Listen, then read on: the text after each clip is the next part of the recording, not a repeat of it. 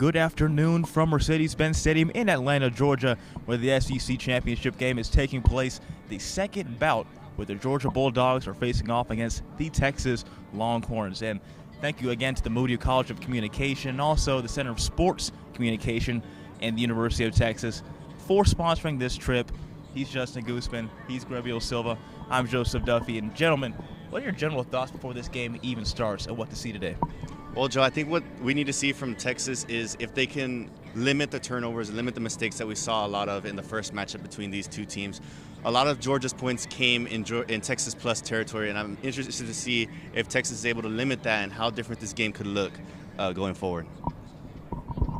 Yeah, I think I'm more interested to see what the Texas offense is going to look like. Obviously, last week it felt like Georgia Tech really exploited Georgia's defense with the quarterback running game. And Steve Sarkisian, coincidentally, last week against Texas A&M, implemented some of that Arch Manning package. I wonder if we're going to see a little bit more of that, given that Georgia looked a little bit vulnerable in that situation. And you talk about Georgia looking a little bit vulnerable last week.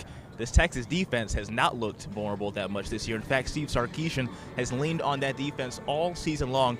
What do you anticipate them doing today? I anticipate them doing the same things that they've done all season long. I think they're going to force turnovers. Obviously, Jahdae Barron in the last matchup had 2 interceptions on Carson Beck. I think he's going to be a really big impact player. I'm also looking to see what Trey Moore is capable of doing. Obviously, he was the one that forced the game-sealing fumble recovered by Vernon Broughton against Texas A&M. He has been really, really good the last 5-6 weeks after he emerged from a slow start early in the season. So interested to see what Trey Moore is able to do as well. Grabiel? Yeah, Goose. It's a lot of the same of what you just mentioned. You know, the defense, they're already astounding as it is. I think, like you said, Trey Moore he's been improving in the last couple of weeks. I think we're going to see a lot from Vernon Broughton as well. He really, really showed out last week against Texas A&M. So I'm interested to see how this D-line's going to try to affect the game like Georgia's D-line did the last time these two teams played. And then the secondary is already one of the best secondaries in the league. They haven't allowed many passing TDs, throughout the season. So it's going to be interesting to see how, if the defense can mold together all at once and try to stop this Georgia offense.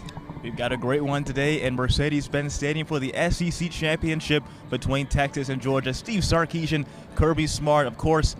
They've worked for Nick Saban in the past. Nick Saban will also be in attendance. We have a great one today here for TSTV Sports. Thank you again to our advisors for TSM, Jordan Knoll and Frank Serpis, then also the Moody College of Communication and the Center of Sports Communication and Media at the University of Texas at Austin.